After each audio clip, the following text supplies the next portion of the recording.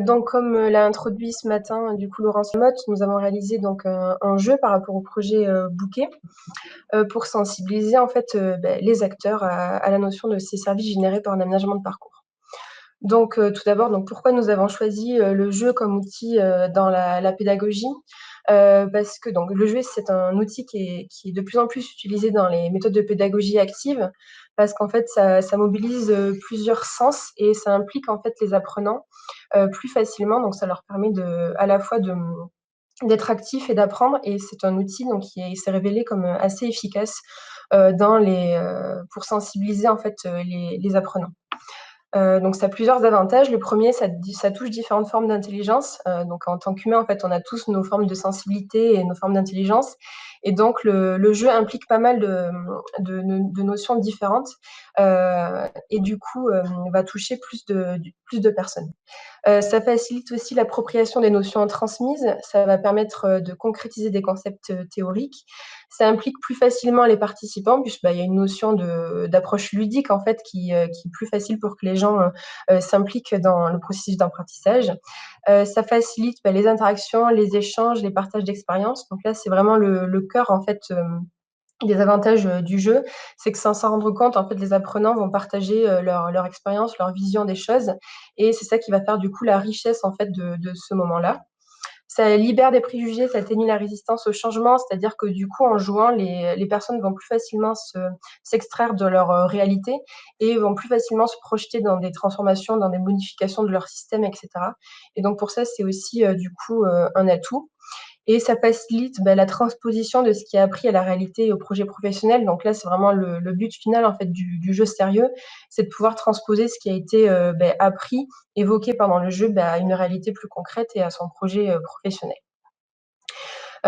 Donc le jeu, c'est quelque chose qui est utilisé donc en pédagogie active et notamment donc dans le milieu de l'agriculture, avec des jeux qui sont relativement connus, comme par exemple le Rami fourrager qui a été développé par l'INRAE et l'IDEL, donc sur les systèmes fourragers, ou le jeu Mission Ecophyto, donc qui a été développé par les réseaux d'agriculture durable et les CIVAM qui portent sur les systèmes de culture.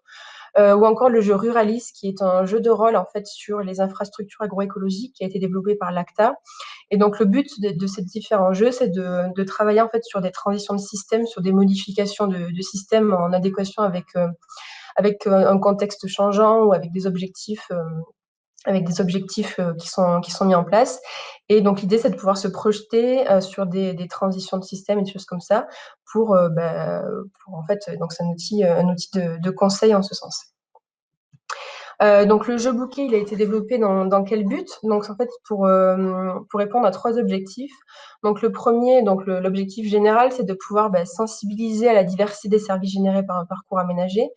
Donc comme on l'a vu tout au long de cette matinée, en fait donc un parcours va générer une multitude de services et donc le but du jeu, c'est de pouvoir faire appréhender cela de façon assez intuitive par le jeu et de sortir de pouvoir prendre en compte du coup tous les services qui peuvent être générés par un aménagement, au-delà des services par exemple liés au bien-être animal ou aux services économiques qui sont souvent ceux qui sont le plus amenés par les éleveurs.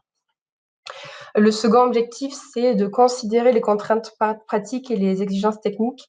Donc l'idée, c'est que en fait, on a voulu que le jeu enfin, soit en lien avec les réalités du terrain. Et donc, dans les règles du jeu, dans les buts du jeu, il faut prendre en compte des contraintes pratiques, c'est-à-dire un temps qui est limité, un investissement. Il faut prendre aussi en compte le territoire environnement, le contexte pédologique et climatique qui va influencer le choix des essences, par exemple, et aussi des exigences techniques pour protéger les animaux du vent dominant, espacer les premières plantations des trappes, permettre la mécanisation, par exemple, optimiser le placement des haies. Donc, le but, c'est vraiment de s'inscrire dans quelque chose de réel et de prendre en compte tous les paramètres qui vont aussi devoir être pris en compte quand on fait un aménagement de parcours dans la vie réelle. Et enfin, le troisième objectif, en fait, c'est l'objectif un petit peu central, c'est de faciliter les échanges et les partages d'expériences. Donc, en fait, le but du jeu, ça va être d'aménager un parcours en commun Et donc, du coup, chacun va amener un petit peu sa vision des choses, son expérience, ses connaissances. Et donc, ça va être le cœur, en fait, la plus-value du jeu, c'est que les personnes vont pouvoir échanger de manière, sans forcément s'en rendre compte, en fait, sur leur perception et apporter des connaissances qui vont être utiles, en fait, au groupe de manière plus générale. Donc pour vous présenter en bref en fait comment se passe une partie. Donc tout d'abord pour débuter, donc c'est un jeu qui se joue entre 3 et 5 joueurs. Donc notre public cible c'est donc ce sont les éleveurs, les techniciens ou les étudiants. Et on a aussi besoin d'un animateur formateur en fait pour lancer la partie et puis pour répondre à d'éventuelles questions tout au long du jeu.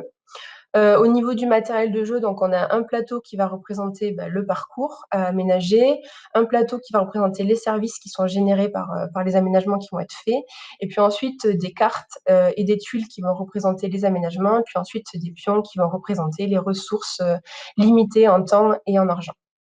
Et enfin, donc au niveau du temps, on compte environ 20 minutes pour l'explication du jeu et puis le lancement du jeu, et puis entre 1 heure et 1 heure 30 pour le jeu en tant que tel. Et donc le but, c'est d'aménager un parcours en collaboration pour générer le maximum de services. C'est-à-dire que du coup, les différents, joueurs, en fait, jouent ensemble sur un même parcours. Donc, ils sont une même et seule équipe. Et donc leur but, ça va être d'aménager un parcours en fonction de leurs objectifs qu'ils se sont fixés, tout en générant le maximum, de services. Donc pour débuter, donc on a un plateau qui représente le parcours. Donc en début de partie, en fait, c'est un parcours qui est totalement nu, donc en mode terrain de foot. Et l'idée, ça va être au fil des tours de pouvoir l'aménager. Donc au préalable, en fait, le collectif va se mettre d'accord sur des priorités, donc qui vont s'inscrire en fait dans le pilier qualité de vie. Et donc le but, c'est que les joueurs se mettent d'accord sur des priorités. Ça peut être par exemple pouvoir continuer à mécaniser le parcours, garder du temps libre, c'est-à-dire avoir des aménagements qui ne sont pas forcément contraignants au niveau de l'entretien, voir les animaux sortir, c'est-à-dire faire des choix plutôt d'aménagement pour limiter l'impact du vent et du soleil sur le parcours. Et donc déjà, ça va amorcer en fait les premières discussions sur la vision du parcours par les joueurs et leurs priorités. Ensuite, donc le groupe va récupérer des unités de temps et d'argent. Donc à chaque tour, en fait, donc le jeu comprend 5 tours. Donc un tour, c'est approximativement 1 année. Et donc à chaque tour, le groupe va récupérer une somme d'argent et une somme de temps. Ensuite, le groupe va tirer des cartes territoire et société. Donc ça, ce sont les cartes qui vont conditionner en fait le contexte environnant du parcours. Donc ça peut être, par exemple, il y a une forêt à proximité de votre parcours, il y a des voisins qui vous invitent à mieux intégrer votre bâtiment au paysage, il y a un apiculteur qui vous propose d'implanter des ruches à proximité de votre site. Donc ça, en fait, ça va être tous les éléments du contexte en fait du parcours. Et les joueurs peuvent choisir ou non de faire des aménagements qui vont correspondre à ces attentes-là pour récupérer des points en société ou en territoire, mais ils peuvent aussi choisir de ne pas remplir ces attentes-là. En fait, ça va être au bon vouloir de chacun des groupes. Donc à chaque tour, les joueurs ont des choix d'aménagement possibles. Donc ça peut être des couverts végétaux, des vergers, des arbres d'essences différentes, des micro-bosquets, des haies, des cultures, des périphériques. Et donc ces différents aménagements vont être représentés par des tuiles en fait qui vont pouvoir être disposées sur le parcours. Et donc le cœur du jeu, ça va être que les joueurs vont décider des aménagements qui vont être réalisés en fonction de leur temps disponible, de leur argent, des services qu'ils veulent prioriser ou pas, de leur perception personnelle, et cetera. Et donc ça va être le cœur du jeu, c'est les discussions, les échanges entre les différents joueurs sur les choix d'aménagement qui vont être faits. Et pour donner un petit peu l'aspect ludique en fait au jeu, il y a aussi des aléas qui apparaissent en fait au fil du tour. Donc ça peut être des aléas positifs, par exemple une somme d'argent supplémentaire pour réaliser des aménagements, ou des aléas négatifs, par exemple une tempête qui détruit une partie des aménagements. Donc là, c'est vraiment pour donner une approche un petit peu ludique et donner envie aux gens de s'impliquer en fait.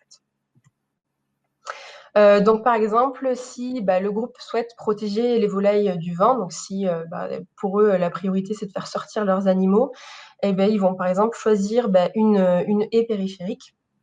Donc dans ce cas-là, ils se font du coup allouer une somme d'argent pour acheter l'aménagement en question.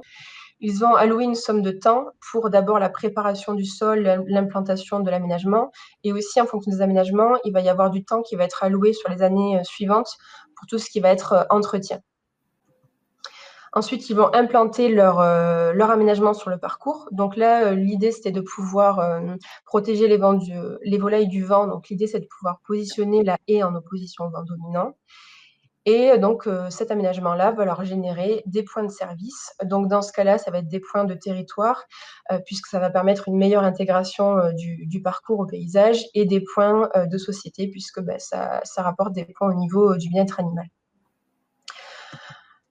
Et donc le cœur du jeu, ça va être à chaque tour de réfléchir comme ça à des aménagements en fonction des ressources qui sont disponibles, des priorités du groupe, et en fonction des aménagements qui sont faits, des points de service vont être alloués, et puis aussi ça va conditionner, en fonction des aménagements, comment ils sont disposés sur le parcours, ça va conditionner la sortie des animaux sur le parcours. En fonction des aménagements aussi, on a des sommes d'argent qui peuvent être distribuées de façon variable. Par exemple, si les joueurs choisissent d'implanter, par exemple, une culture qui est une culture qui peut se vendre du coup à court terme, on va avoir une somme d'argent variable qui peut être allouée au groupe.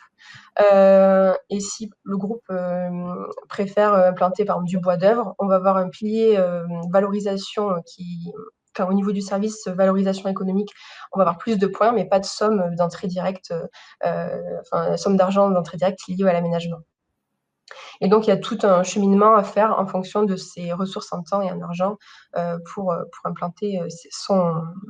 aménager son parcours.